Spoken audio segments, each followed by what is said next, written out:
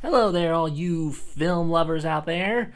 So just last weekend, I watched the movie The Boogeyman. And in this movie, basically, there is an entity that follows these two sisters around, stalking them in their closets, under their beds. But of course, it's the Boogeyman. I think we knew that was probably what was going to happen. But basically, they must use their wits to find a way to stop this entity known as the Boogeyman. Now, the first thing that attracted me to this movie was, of course, that it was based off a short story by Stephen King. Now, I'm just throwing this out there. I am a big Stephen King fanatic. I started reading his books when I was maybe 14 or 15 years old, and when it comes to horror, there's probably not a better author out there. So that was what drew my attention, of course, to this movie, was of course that it was written by probably my favorite horror author. The Boogeyman is not an actual novel by Stephen King, it's a short story. It comes from a collection of short stories that was later published in what's called The Night Shift. It actually came from Stephen King's earlier works. There are a few other works in The Night Shift that I'm sure you may recognize. A couple of key names would be Children of the Corn, be one of them.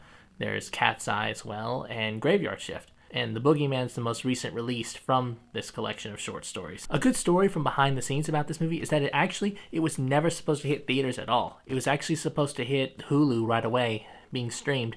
But after positive test screenings, everyone was like, oh my god, this movie's gotta hit theaters. It's amazing. So it was so great they actually had to get Stephen King's input. And he even said that the movie was amazing too. He literally said that if they had screwed up this movie, then he would have told them right off the bat. And I mean, he said he was so glad they didn't screw it up. This has got to hit the theaters. Everyone's going to love it. So, of course, it hit theaters instead of hitting Hulu. Now, just because I said it had great test screenings and it also, I'm a Stephen King fanatic, that didn't mean I went in there, with like high expectations. I mean, I went with very kind of low, middle expectations. I mean, the title itself is like the Boogeyman. I mean, pretty much a lot of writers could just say that there's an entity hiding in their closet, hiding under their beds, coming out to steal their children from them at night, and then call it the Boogeyman. What it really interests me was how Stephen King was going to take this entity that we grew up as kids and then make it into a story, because we've seen a bunch of different versions of the Boogeyman. We've heard a bunch of different stories about how the Boogeyman does his hauntings.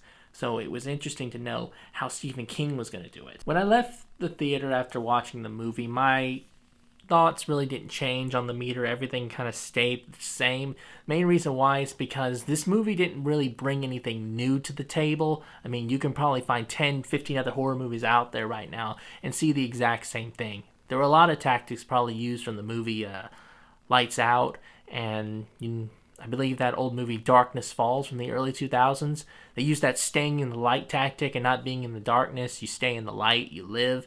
So, I mean, there was a lot of things in there that you could probably see in any other horror movie. A good thing that I liked about this movie is that they didn't go overboard with gore. I mean, I don't know why a lot of horror movies still do that now. I mean, after seeing all the Saw movies, they should have definitely seen that gore isn't going to be enough. It's really going to probably ruin the movie more than that. But I mean, it was a PG-13 horror flick, so I mean, you shouldn't expect a lot of gore, which is actually what I'm glad they didn't have all that, because that probably would have just ruined the movie overall. The plot was very good. It was decent. It was excellent pacing, of course. I mean, the movie wasn't very long, only about an hour and a half, but the plot was very obvious, I would say. I mean, you could see things coming a mile away. I mean, you knew what was coming. Very cliche horror flick. But, I mean, just because it was cliche, it doesn't technically mean that it was bad, because I've seen a lot of horror flicks that would be considered cliche, and they were just awful. This is a horror flick that relies heavily on jump scares. So, I mean, I was kind of expecting that, since, things are supposed to pop out of the closet, or things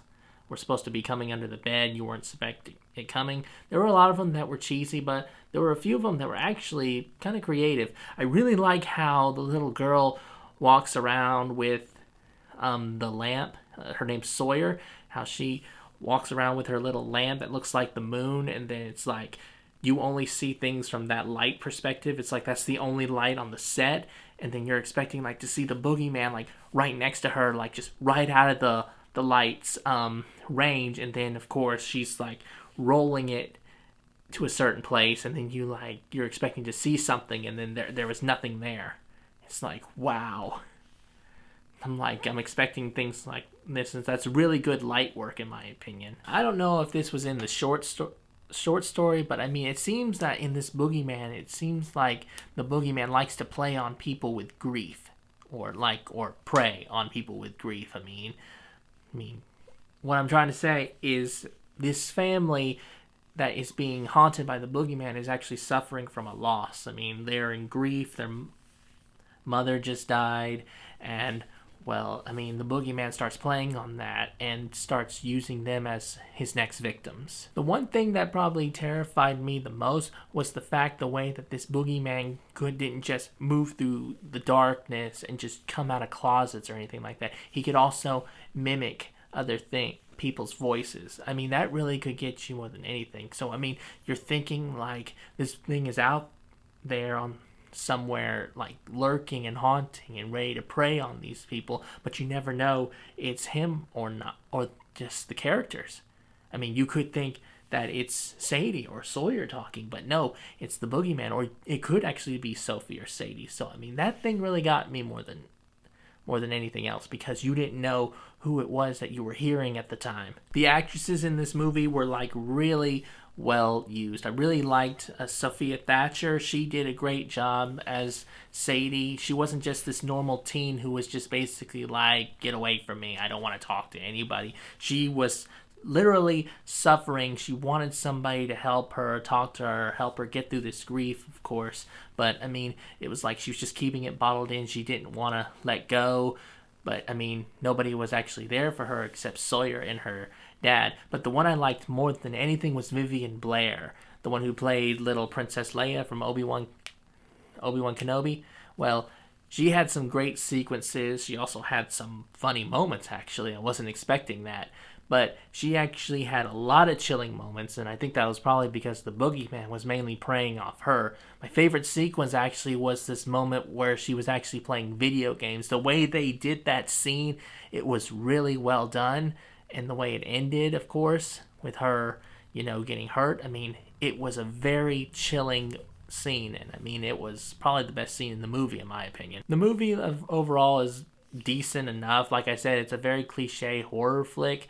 I mean, I guess you could consider it kind of low budget, whatever they consider low budget nowadays. But I mean, they made a great movie, but it feels like it could have been a lot better. I mean, it was just like there was something holding it back, or people were being held back from what its full potential could be.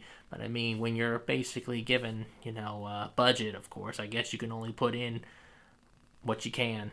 So, I mean, overall, the movie was decent. It just could have been a lot better. Overall, I'm going to give The Boogeyman a C. A solid C. For any casual horror fans who are just in the mood to watch a horror flick, I mean, this is definitely a movie probably you would like to watch.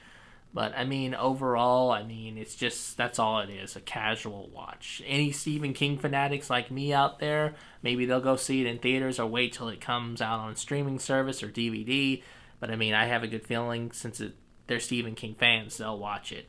But overall, just a decent horror flick that was not really lived up to its full potential. Well, that's all I got to say on this movie review. If you guys have seen The Boogeyman, please let me know what you thought of it in the comments below, whether you thought it was a good or a bad horror flick. And if you also like my other videos, please like and subscribe. This is John the Iceberg, cooling off and signing off.